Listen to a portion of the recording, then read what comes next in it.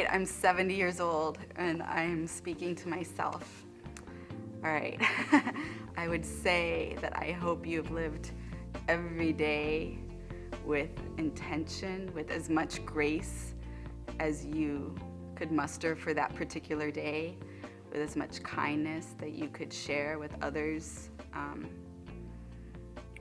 with respect for the world, with respect for yourself, with respect for everybody around you. I hope you see all the beauty still in yourself and in others and the world. I hope you're really good to your family, like every single person, even if there's someone cantankerous in it. And I hope you found an occupation that you love and that you do with pride, because I'm sure you're still working at 70. So hopefully you've been loving your work. Hopefully you found your purpose and your genius. Intention has been playing a huge role in my life. It's kind, I think from doing yoga, I've been asking myself, what am I doing? And what do I want my legacy to be? And what will I feel proud of at the end of my life?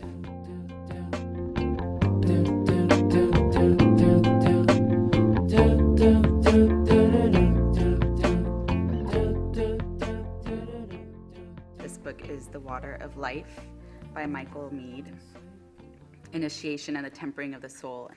Michael Meade uses mythology as a way of explaining everything. It's one of the textbooks for a class I've been taking this semester called Magic, Witchcraft, and Religion. It's an anthropology class.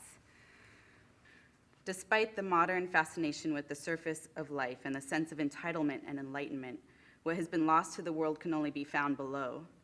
The powers of beauty and healing lost in the day-bright world have fallen into the dark and forbidding places beyond the light of day. Otherwise, they would be plain to see and easy to find again. The eye of normality and rationality seeks the cure everywhere except off the beaten path where it must be found.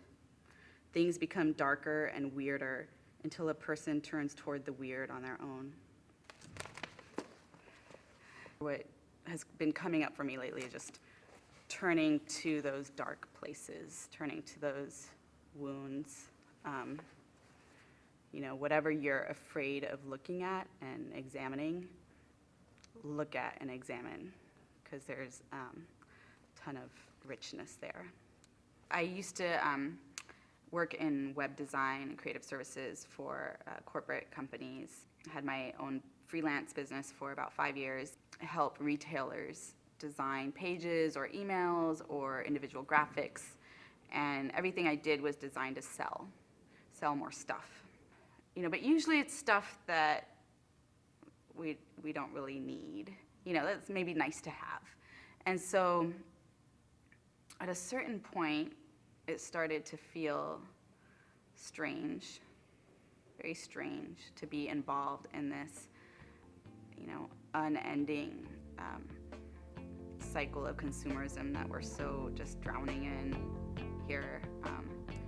Because there's just very little that most of us need. So the recession has been the best thing ever for me in a lot of ways. It coincided with me turning down a lot of work in favor of teaching yoga instead. I had to make a couple decisions. Where was I going to put my energy? Was I going to put it into really marketing my services and going out there and trying to sell more stuff for more people? Or was I going to really pour my energy into yoga teaching? It could take years to develop a following. Or a third option came to mind, which was, why didn't I find a career that was very in keeping with yogic principles? So occupational therapy is a very mind-body approach to helping people address any imbalance they might have. And then helping them work through that imbalance so that it doesn't stand in their way. They can still live full, rich lives despite being an amputee or despite, having some fine motor skill issues or despite being in a wheelchair. It's kind of trying to remove obstacles So if you're a pediatric occupational therapist, you may focus on gross motor skills by having kids roll around in Lycra, and you just kind of get them used to their bodies and space, and that can really help with an autistic kid. It helps with anybody. It helps with, you know, me and you if we were to do that. Right now in my life, I'm creating a way of living and being that's honest and that's abundant, that's full of fascinating, you know, the ability to be fascinated and open to all that's out there. There's so much beauty. I want to be open to it.